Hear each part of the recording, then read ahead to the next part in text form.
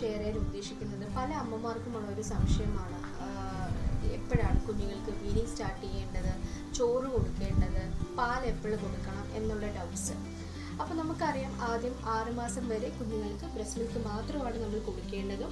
6 മാസം തുടങ്ങിയതിന് ശേഷം നമുക്ക് വീനിങ് ഫുഡിലോട്ട് സ്റ്റാർട്ട് ചെയ്യാവുന്നതാണ്. ഫസ്റ്റ് നമ്മൾ സെമി സോളിഡിലോട്ടാണ് പറയുന്നത്, കാരണം കുഞ്ഞുങ്ങളുടെ ഡൈജഷൻ ഈസി ആയിട്ട് നടക്കാൻ വേണ്ടിയിട്ട്.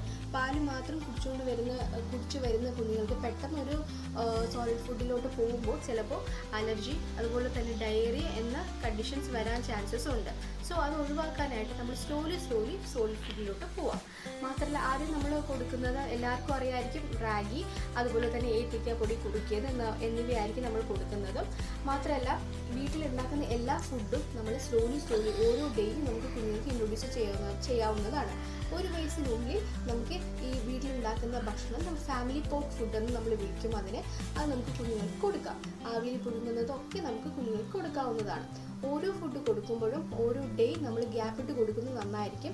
കാരണം എന്തെങ്കിലും ഫുഡിന് അലർജി ഉണ്ടെന്നുണ്ടെങ്കിൽ നമുക്ക് പെട്ടെന്ന് മനസ്സിലാക്കാനായിട്ട് സാധിക്കും. മാത്രമല്ല, മൾട്ടി ഗ്രെയിൻസ് നമ്മൾ 6 മാസത്തിന് ശേഷം ഫസ്റ്റ് കൊടുക്കാതിരിക്കുക. 1 വയസ്സിന് ശേഷം നമുക്ക് മൾട്ടി ഗ്രെയിൻസ് നമുക്ക് കുഞ്ഞുങ്ങൾക്ക് ഇൻട്രൊഡ്യൂസ് ചെയ്യാവുന്നതാണ്. പാല്, ചിക്കൻ, ഫിഷ്, മീറ്റ് ഇങ്ങനത്തെ ഐറ്റംസും നമുക്ക് 1 വയസ്സിന് ശേഷം മാത്രമാണ് കുഞ്ഞുങ്ങൾക്ക് കൊടുക്കേണ്ടത്. അതാണ് ഏറ്റവും കുഞ്ഞുങ്ങളുടെ ഡൈജഷന് നല്ലത്. നമുക്ക് കൊടുക്കുന്ന ഫുഡ്സ് ഏതൊക്കെയാണെന്ന് ചോദിച്ചാൽ, നമുക്ക് മുട്ടയുടെ മഞ്ഞ കൊടുക്കാവുന്നതാണ്. മുട്ടയുടെ മഞ്ഞ നമുക്ക് ആദ്യം സ്റ്റാർട്ട് ചെയ്യാം. മുട്ടയുടെ മഞ്ഞ കൊടുക്കുമ്പോൾ ഒരു ഡേ വെയിറ്റ് ചെയ്യുക. അതിനുശേഷം മുട്ടയുടെ വെള്ള കൊടുത്ത് നോക്കുക. വെള്ളയിൽ പ്രോട്ടീൻ കൂടുതലാണ്, അപ്പോൾ ചില കുഞ്ഞുങ്ങൾക്ക് അലർജി വരാനായിട്ടുള്ള ചാൻസസ് കൂടുതലാണ്.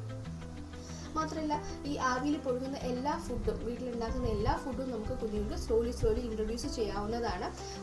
സ്ലോലി ഇൻട്രൊഡ്യൂസ് ചെയ്യണം എന്ന് പറയുന്നത്, ചില കുഞ്ഞുങ്ങൾ ചില ഫുഡുകൾ കഴിക്കാനായിട്ട് മടിക്കും.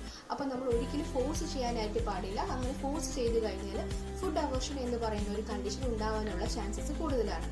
പിന്നെ മൈദ അടങ്ങിയ ഫുഡ്സ്, അതുപോലെ തന്നെ ജ്യൂസസ്, പുറത്തുനിന്നുള്ള ജ്യൂസസ്, ബിസ്ക്കറ്റ്, അങ്ങനത്തെ ബേക്കറി ഐറ്റംസ്, ഇതൊന്നും നമുക്ക് കുഞ്ഞുങ്ങൾക്ക് അധികം കൊടുക്കാതിരിക്കുന്നതാണ് ഏറ്റവും നല്ലത്. കാരണം അത് ഒഴിവാക്കുക എന്നുള്ളതാണ് ഞാൻ പറയുന്നത് പേഴ്സണലിയും.